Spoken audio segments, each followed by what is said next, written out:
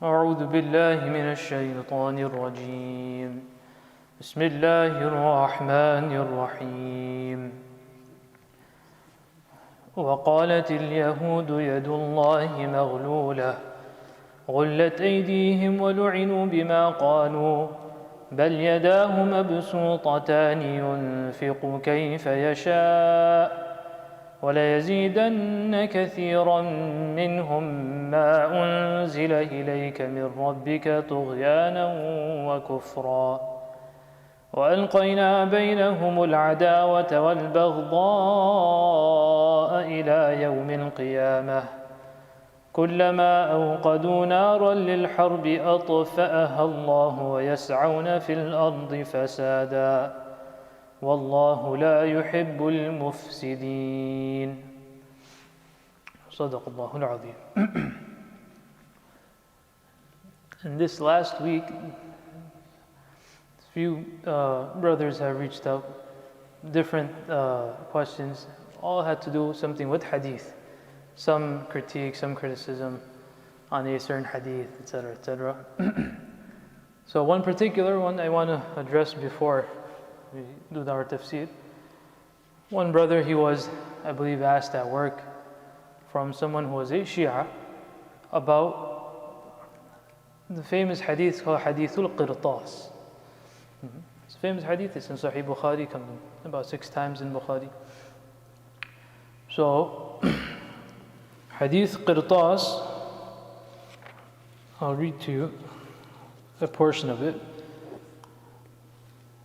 لما اشتد بالنبي صلى الله عليه وسلم وجعه قال ائتوني بكتاب أكتب لكم كتابا لا تضلوا بعده قال عمر رضي الله عنه أن النبي صلى الله عليه وسلم غلبه الوجع وعندنا كتاب الله حسبنا فاختلفوا وكثر اللغط قال قوموا عني ولا ينبغي عندي التنازع. The incident is that 5 days prior to the wafah of Rasulullah sallallahu alaihi wasallam, before he moved on to the next world, Rasul sallallahu alaihi wasallam, he told some of those that were around him, Umar radiallahu anhu was there as well, that bring some paper, bring something that I can write on. Ituni bi kitabin. And as the hadith says, the Rasul sallallahu alaihi wasallam was extremely sick at that time. Waja. Extreme headache, extreme fever. And this is 5 days prior to his passing. Umar radiallahu anhu, seeing the situation of Rasul sallallahu alayhi wasallam, he said that that's fine. Rasul sallallahu alayhi wasallam is very sick right now. Let's not disturb him. It's okay. We don't need to bring it. At this time, just let him relax. So there was some back and forth. Others said that no, we'll bring it. And he's saying that no, don't bring it. There's no need for it. And whatever happened, Rasul sallallahu alayhi wasallam, he said that it's okay, just leave. That I don't want anyone around me. You can leave. And he didn't. Neither did the kitab come, did the writing utensil or things to write come, nor did Rasul sallallahu alaihi wasallam write anything. Now upon this hadith, the Shias make many criticisms on the Ahlul Sunnah. So the one question that this person was asked was that, look, this hadith is in Sahih Bukhari. You call it Sahih, etc. And based on this hadith, Umar radiallahu anhu, according to you, Umar, the Shias won't say radiallahu anhu. He would say that Umar, he did not listen to Rasul sallallahu alaihi wasallam. So he asked for something, and he didn't listen to him. Therefore, based on your own tradition, it shows that he was not listening to what Rasul sallallahu alaihi wasallam said. So this is one of the multiple critiques and criticisms they make upon the hadith. So I just want to address this one point. If we have time, maybe some others. So the issue is what? That they're saying that when Rasulullah asked for this, as the word comes, kitab meaning something to write on. That Umar radiallahu anhu did not respond to this. He did not listen to what Rasulullah said. So the first answer would be what we call ilzami jawab. That if you're saying that this is that Umar radiallahu anhu not bringing it, this means that he was disobedient, then similar incidents are found from other Sahaba radiallahu anhum as well. For example, Ali radiallahu anhu, who the Shia won't say anything about. Ali radiallahu anhu, when it was the time for the Treaty of Hudaybiyah. At the time of the Treaty of Hudaybiyah, Rasulullah, so when they came, the Quraysh they came, Rasulullah he wrote, or he had, the name was written, that Muhammad Rasulullah sallallahu alaihi wasallam. So the Quraysh they said, wait, hold up. If we are going to accept that you're Rasulullah, then what's all this fight about?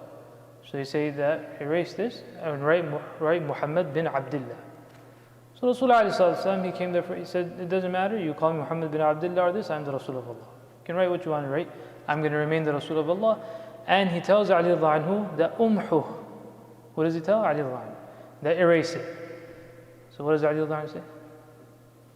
He said, there's no way I'm erasing it. I'm not going to erase this. Why? So we're not saying Ali disobeyed, right? For us, they're all the Sahaba. But why did he say this? And how can he, and his ghairah does not allow that I can erase Rasulullah. There's no way I'm doing this. So same point, that Umar is seeing that Rasulullah is in such a state, why right now do we need to trouble him more and bring this? Now after this, Rasulullah he lived for 5 more days after that. As we know from a hadith that his health became somewhat better as well. And Rasulullah never asked for it after this. So the reality is that Umar radiallahu anhu, his status by Rasulullah was that of what we call a mushir. That Rasulullah, and this is thabit in hadith, that in the hadith of Tirmidhi, Rasulullah said that every Nabi has 2 wazirs.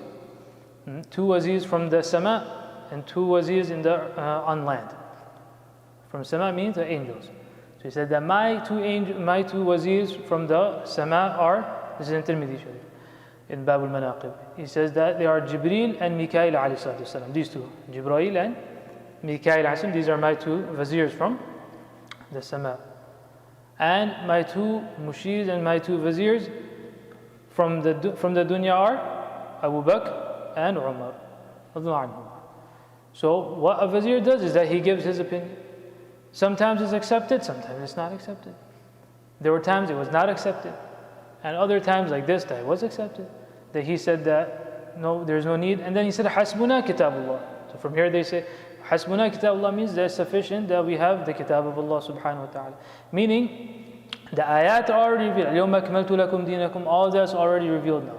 We have the sunnah, it's thabita, there's nothing that is going to be added to our deen.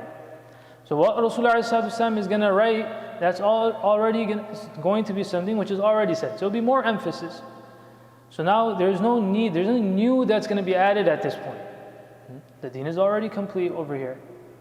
That's one explanation. The other is hasbuna kitabullah, that at that time the hadith were not written as much as the Quran al-Karim. Every hadith wasn't written. There were hadith that were written. We have sahaif of certain sahaba who compiled and they wrote their own hadith that was there. It's not that there was no kitab, but there was some writing of a hadith. But the way the Quran al-Karim, that every ayah was written, that did not occur for the hadith. So Umar radiallahu anhu said that as far as writing down a hadith, as it is that we memorize it, as it is that we learn it, we don't write them anyways. It's not an ayah of the Quran al-Karim that's being asked to be written. So he said, Hasbuna kitabullah, that as far as writing it down, we only write down every ayah of the Quran. As far as the hadith, we can remember it. If there's anything that the Rasul of Allah subhanahu wa ta'ala wants to tell us, he can tell us, and we can remember it. So this was the reality of that incident. There are other issues that come up. For example, one came up that I said that, what will you say? So now the one brother, he tried to, I guess, save the day, so he said, no, this is a da'if hadith. It's not da'if. Right? It's not da'if. So then the person said that, how can it be da'if? It's in Sahih Bukhari. But that opens another question, another discussion, which is that, and this is commonly misunderstood. This is commonly misunderstood. That Sahih Bukhari, if for example someone opens Sahih Bukhari and he puts his finger on any hadith of Sahih Bukhari, does that mean this hadith is Sahih? No, not necessarily. It does not mean that. Because the way Imam Bukhari, and this example is a prime example, that in 6 different places, Imam Bukhari, in different places, not in one place, in different places he brings this particular incident with different wordings and different asanid, and he shows the way how academic, now this is an academic issue, that he shows that which ones are thabit and correct and which ones are established and which parts are not. But he doesn't say it, doesn't spell it out that, okay, this is sahih, this is like this is, no. Through the sanad, and depending on what we call his sani', yani how he brings it, and his style and his usloob, that a master muhaddith understands that what he is doing over here. That he is showing that this part is correct and this part is incorrect. There are so many examples of this in the Bukhari. So this incident, yes, any part of it, every part of it, is it the most accurate? No. Although it may be in Sahih Bukhari, but in general the incident is there. This part is not da'if. There's nothing da'if about it. It is there. Then the question came up that, okay, you have these gradings, da'if, etc., etc. Then why do you have the da'if hadith compiled in your books? But you're calling it da'if, why do you have it?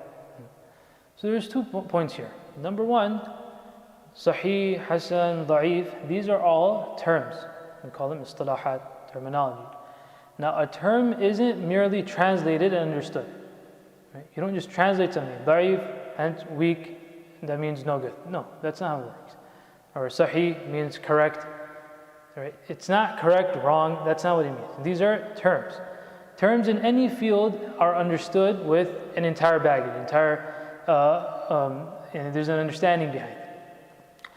So, if something is termed as da'if, for example, or even if something is termed as sahih, you have, what's possible is that you have one hadith which is sahih and another which is sahih, but apparently there's a contradiction. But yet you're calling both sahih. So sometimes they may be sahih from what we call the sanad, the chain, but the matan may have some issue over there. So but even if you call something sahih, doesn't necessarily mean that you'll make amal upon it. It's possible it's abrogated, it's mansukh, so there is no amal at all upon it. So coming back to the discussion of da'if, if I can explain to you through a contemporary example right now, that right now for COVID testing they have about at least I think 2 types, right? One is the instant one, PCR and antigen. An antigen, right? The one gives you the result right away or within an hour, the other takes whatever, 2, 3, and then they have the blood work as well, right? All of these, why do they have these 3 different ones? Or what do you establish through these 3 different ones? Why are these 3 different? When do they require the blood testing? When do they require PCR? When do they? Depending on how important or how, let's say how intricate or how, we can say important the issue is, at that level they expect the testing to be, right? So blood work is when it's very important. Normally you don't have to, for example in schools, they're not going to sit there and do blood work every day for students, right? You just do the rapid one and that's sufficient. It's fine, you can't keep on doing this. But when it comes to more important issues, then they want blood work, right? Why? Because over here there's more of a danger, so to say. These gradings are similar in this sense, just to draw an example, that when it comes, and this is Imam Ahmad bin Hanbal, Imam al-Muhaddithin, he says this, that when it comes to ahkam and laws and rulings, then he says nushaddid. Then we're a little strict over here. So even a little bit, and you're saying Urdu garbari, a little bit, even if we say there's something slightly wrong here, they set it aside for a little bit. Not throw it out, they set it aside. So we'll look at this. Keep it, hold on to it, but we'll consider it. So when it comes to ahkam, they're much more meticulous. Not that, or they're much more stringent. So there we want the strongest, the highest level.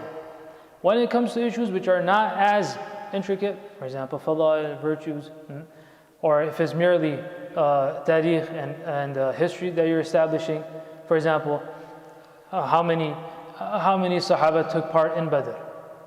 How many, what weapons did they have? How many animals were there? So now these are historical things. Right? We don't need to be extremely meticulous over here that no, this Rawi has this slight problem over here. No. Whether you say 313 or you say 320, what difference does it make to any amal, to any aqidah? Nothing is established through that. Right? So in things like that, there is much more laxity. The laxity is more. So over there also the da'if hadith becomes useful, right? It's not just, if we are to compare the level of narrations that we have to establish our seerah and our tarikh versus the history of others, it's a huge difference. Yani our da'if hadith are more sahih than what's outside. Because they have absolutely no sanad. Random things are taught to students in school. There's absolutely no sanad and no one asked for it. This happened, this incident happened here and there. Which student stood up and asked the history teacher, where's your sanad for this? Even if you ask, they'll look at you dumbfounded. What, is that a thing to ask? It's a history class. So even our da'if is more sahih. So that's one. The other reason, another prime example, is that, for example, Imam Malik rahimahullah has his Muwatta. Now in his Muwatta, Imam Malik, he brings a hadith and to establish what his fiqh is, predominantly. Now in the Muwatta, he has a hadith which he himself doesn't practice upon. He doesn't make amal upon. So why did you bring it in your Muwatta if you're not going to practice upon it? So one reason why the fuqaha muhaddithun did this is to show that I am aware of this hadith. Don't come tell me, oh, you didn't hear about this hadith. I know about it. But I find that this isn't the most accurate according to me. So I'm very much aware of it, and I will even put it over here to show that I am aware of this hadith, and it is here. I have it. I've heard it. Despite that, I find a certain problem, and therefore I will not practice upon it. So that's another hikmah, reason why are da'if hadith or why are hadith which you don't practice upon, why are they mahfuz and why have we kept them in our books? So these are. Then the last one, we'll end with this. He said that how can a hadith be da'if? Everything Rasulullah says is qawi. That is wrong. So da'if and sahih is not a comment on Rasulullah saying it. The idea is what's the level of surety that he said it. Right? So a hadith has, for example, a chain. He said it. You probably notice after Fajr when we read from the Shama'il, then we read that chain from the author of the book, or from the compiler, from Imam Tirmidhi to Rasulullah. From our own chain up to Imam Tirmidhi, we just say Ubisan al-Muttasil, through our connected chain, which has about 20 wasita, etc. between them. But in any case, a chain of hadith is looked at from the bottom. It's not looked at from the top. We look at it from the bottom up. So Imam Tirmidhi said this. Okay, who did he hear from? To look at this person. Who did he hear from? So hypothetically, if there's a problem here, then going up, the surety of Rasulullah saying it, that becomes questionable. Right? Now, questionable doesn't mean that, oh, most probably he didn't say it. No. Even we can use this amongst ourselves also, right? That one person tells you something, sometimes like, I don't know about this. Another person tells you, it's okay, I can listen to, for sure, he's right. This person, in terms of muhaddithun, they call it dhabit. This person is good dhabt. Well, he says something. We also know amongst ourselves, there's some people, they say something, you gotta take it with not a grain of salt, with a cup of salt, right? So the same idea. So now, you may have a person who's very trustworthy, but his memory may not be the best. He is trustworthy, there's nothing wrong with him, but his memory is a little bit. Ikhwan, if you and I were there at the time, they would not take any of our hadith. Nobody would be taking our hadith. Why? Because the grading they go through for how good a person's riwayah should be. Imam Abu Hanifa says that from the time you heard this hadith till the time you narrate it, Even if you at a time kind of have to sit there and think that, wait, was this the word or was this the word? He said, I'm not listening to what you have to say. This is level. So I mean, just understand it like this, right? That what grading they're looking at. So keeping this grading, they're looking at da'if, sahih, hasan, right? They're not saying that this person, he can't memorize even 2 lines, so he's da'if. No, we're not even part of the equation here, right? So this is the reality. So da'if hadith, if you say da'if, if it, for example, is da'if by the terminology, doesn't mean to say the qawl Rasul sallallahu alaihi wasallam is da'if. It's saying that the chain going up to him, here you have to look a little more. Da'if doesn't mean that most probably it's wrong. That's also not possibly said, right? Plus, we always have other factors which we look into to give a ruling on anything. Are there multiple isnad? For example, you have 1, 2, 3, 4, 5 da'if sanad. So then the muhaddithun will say that this is hasan li ghayri. As a term they call hasan li ghayri. Then no problem. This one sanad is perhaps somewhat weak, but because it has corroboration from number 2, number 3, number 4, that gives us some more surety. For example, if one person comes tells you something, you say, okay, second one tells you, third person tells you, so now you say, oh, okay, this probably is true, most probably. All of them individually may not have been the most trustworthy people even, or their memory wasn't the best. But when each are corroborated one with another, then it gains more strength. So these were a few things that came up. So inshallah, I present in front of you. I guess next week we'll do the tafsir of the ayah. Wa akhiru da'wana alhamdulillah rabbil alamin.